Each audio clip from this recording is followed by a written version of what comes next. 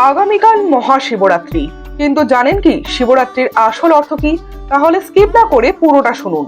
শিবরাত্রি কথাটি এসেছে শিবরাত্রির সমন্বয়ে, অর্থাৎ যে রাত শিবের উদ্দেশ্যে সম্পূর্ণরূপে নিবেদিত। প্রতি মাসে একটি করে 1 বছর ব্যাপী মোট 12টি শিবরাত্রি পালিত হয়, আর তার মধ্যে সবচাইতে গুরুত্বপূর্ণ হলো এই মহাশিবরাত্রি। এই রাত শিব ও পার্বতীর মিলন উৎসব, অর্থাৎ ধ্বংসের দেবতা শিবের সাথে মিলিত হন প্রেম, সৌন্দর্য এবং উৎপাদন ক্ষমতার দেবী পার্বতী। তিনি শক্তি নামেও পরিচিত।